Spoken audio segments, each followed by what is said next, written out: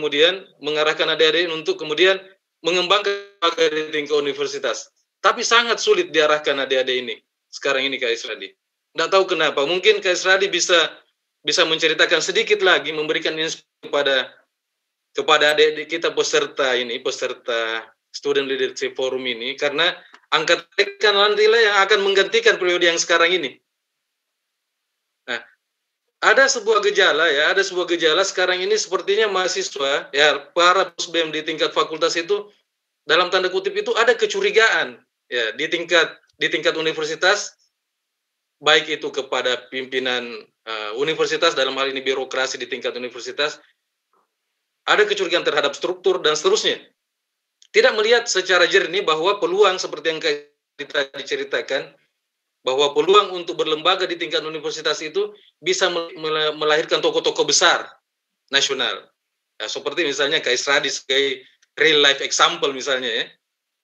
Ya bisa menjadi rektor sebentar lagi direktur menjadi rektor ini. Universitas Balikpapan itu menundukkan misalnya ya universitas di Kalimantan. Ini mungkin ada kiat-kiatnya ini. Bagaimana kemudian kita memberikan ini inspirasi lagi kepada mahasiswa untuk kemudian berhenti saling mencurigai dan sama-sama membangun itu lembaga depan. Karena saya rasakan di zaman saya, Kak, itu susah sekali itu. Seolah-olah universitas menghambat kita untuk berkumpul. Mungkin dianggap kalau terlalu kuat mahasiswa ini bisa kemudian menjadi lawan ya kebijakan-kebijakan rektorat. Sekarang situasinya berubah. Justru PTNBH menginginkan ada lembaga di tingkat universitas, tapi mahasiswanya sendiri yang kemudian cenderung susah untuk diarahkan. Nah, mungkin Kak Isradi bisa memberikan kiat-kiat atau mungkin pandangan-pandangan kepada adik-adik kita ini. Adik-adik kita ini calon pemimpin masa depan Unhas dan mungkin juga calon pemimpin masa depan bangsa, untuk kemudian bagaimana kemudian berlembaga secara optimal dan bisa melahirkan tokoh-tokoh besar seperti misalnya Kak Isradi di zamannya. Mungkin itu yang bisa saya sampaikan, dan terima kasih Kak Isradi mewakili Pokja ini telah hadir di forum ini. Saya kembalikan ke Kak Ama. Ya, silakan bisa langsung jawab Kak Is. Oke, jadi yang paling utama itu sebenarnya yang saya rasakan memang memimpin Unhas itu tidak gampang, ya.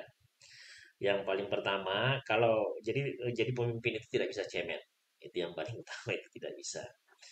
Saya waktu jadi ketua Maperwa, kalau mental saya tidak dibarengi dengan kekuatan bacaan dan keyakinan itu mungkin juga tidak akan lama, tidak akan sampai 3 tahun, tidak akan. Hanya karena saya jadi saya selalu berpikir niat baik. Jadi ketika misalnya saya juga waktu dipimpin jadi saya pimpin Unhas itu karena saya anggap amanah. Jadi amanahnya seperti ini. Ketika jadi saya di antara semua aktivis barangkali yang ikut mulai dari sidang umum 1, sidang umum 2, sidang umum 3. Ketika sidang umum 1, saya adalah PJS Ketua Senat. Sidang umum 2, saya ada Ketua BPM. Dan saya waktu Kanda Amin Sam naik jadi ketua, itu kan teknik dan kedokteran keluar. Tapi bukan keluar tanpa argumen. Keluarnya itu adalah untuk pemilu langsung. Ya, pemilu langsung saat itu. Nah, saya yang tanda tangan Ketua Senat dengan Ketua BPM. Yang kemudian pada sidang umum ketiga itu diakomodir. Artinya apa yang diharapkan oleh semua kemudian menjadi ketentuan itu akan dilaksanakan. Dan kebetulan saat itu saya disuruh memimpin lembaga yang besar itu yang namanya Keluarga Mahasiswa Unhas. Makanya sejak memegang itu, apalagi pemilunya langsung, dan itulah sejarah terbesar di Indonesia. Jadi saya berkomitmen memang pakai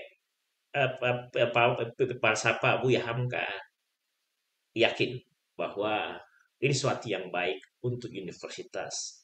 Seluruh dunia akan bangga, Indonesia akan bangga bahwa untuk pertamanya dalam sejarah ada pemilihan langsung yang hebat, sudah ada sistem partai dan lain sebagainya.